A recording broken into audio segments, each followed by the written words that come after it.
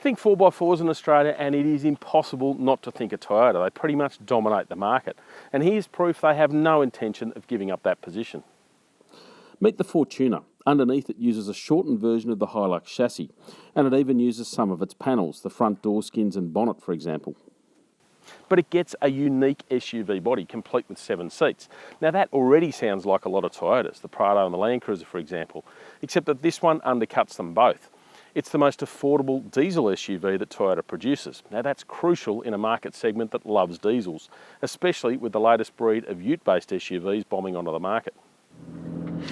In many ways, this car is a result of the success of the Prado. See, since it arrived on the scene in 1996, the Prado's been creeping up in price, all to the point where it left a gap underneath, and Toyota decided it wasn't too happy with that, leaving the affordable end of the market to its competitors, so it created the Fortuner.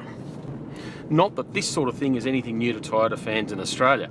Of course, in the 80s and 90s, we had the 4Runner, which was also a ute-based SUV.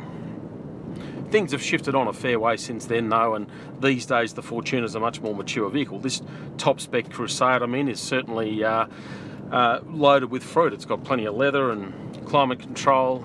You've got ventilation to all the rows, satellite navigation, so it does have plenty of gear in it. You've also got coil springs out back instead of the leafs used on the Hilux. Although it does sort of bounce around a bit on this sort of stuff. It's not the smoothest thing around, nor is it meant to be. It's not supposed to have a magic carpet ride. Toyota has designed the Fortuner to be rough and rugged and tough. It's all about distilling those Hilux principles, the unbreakable Hilux, into a 7-seat practical SUV. The interior too shares some themes with the Hilux, but has been snazzed up with a bit more leather and more interesting details. And as I said, there are 7 seats. Not heaps of room in that third row, and it's got that old Toyota thing of folding the seats up to the side, so you do lose a fair bit of luggage space in the transition. And things like the centre seat belt in the middle position there comes out of the roof, so it's not ideal. It is a bit of a compromise, but I guess most people aren't going to go trudging off into the scrub like this with all 7 seats loaded, in which case you're going to struggle to fit gear in. So with 2, 3 or 4 people in, it's a much better bet. And of course, there's plenty of Prado elsewhere you look. Under the bonnet, for example, 2.8 litre 4-cylinder turbo diesel. It's the all-new engine, the engine used in the Prado as well, and of course the Hilux. So it's nothing special in terms of output. You're looking at 130 kilowatts, 450 newton metres when hooked up to the 6-speed auto. It's a fairly basic and honest package. It doesn't do anything sensationally well, but it grunts along well enough. It's not the quietest thing in the world either. You can hear it working away, but again, it pulls the car pretty strongly. One thing it's got going on its side, yes, it's a big SUV, but it's 2.1 tonnes, so there are heavier ones around. And given that torque kicks in so low, you're looking at 450 newton metres, so it is quite strong where you need it to be. But it's off-road as much as anything the Fortuner has been designed for. Now, yes, the Fortuner does offer a diesel alternative to the Kluger for about the same price. But unlike that car, this one is designed to go off-road. It is a serious off-roader, and on paper it certainly looks the business. It's got a 30-degree approach angle, 25-degree departure angle, and some really solid underbody armour too. But the really cool thing is the ground clearance. It is seriously towering. You're looking at 279 millimetres.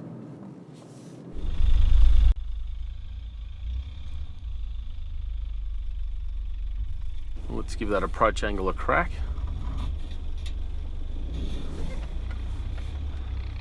Geez, it's pretty easy up that stuff. It just walks its way up really nicely. I do have a rear diff lock as well, which I engaged earlier, so it's giving me all the traction it's got. It's only a part-time four-wheel drive system, so on-road you're limited to rear-wheel drive, but in this sort of stuff it does help maximise that traction. And it's doing all of this surprisingly easily, particularly when you come off a decent drop like that. And I'm sort of expecting some sort of noise at the rear there, but it just eases its way down. Looking at this thing from the outside, one of the things I'm a tiny bit concerned about are those running boards or side steps. They look like they hang a little bit lower than the rest of the car, so let's give it a crack over here. Good articulation too, you can just sort of feel it walking quite easily over that stuff. So it's certainly towards the more serious end of the off-road scale. They've done a great job making it very capable and all that sort of stuff.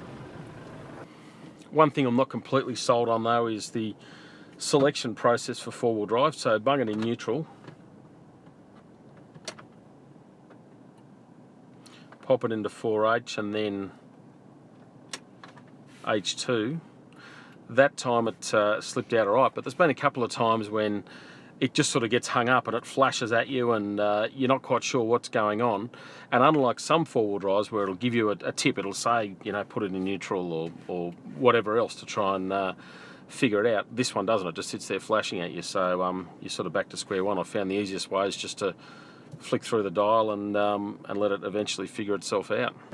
Of course, one thing the Fortuner doesn't get is that enormous fuel tank that its Prado sibling does. So instead of 150 litres in that one, you've got 80 litres in this. So in sort of regular touring and driving, you're probably looking at somewhere around 600 kilometres out of the tank. I'm using 11.5 litres 100 now, for example. So it is a fraction less useful for going into more remote areas. The Fortuner does lack a little bit of polish the deeper you dig, but look, as a great, honest, reliable, capable, solid, rugged off-roader, it's a great little jigger. And it does add to that expansive fleet of off-roaders that Toyota also offers here.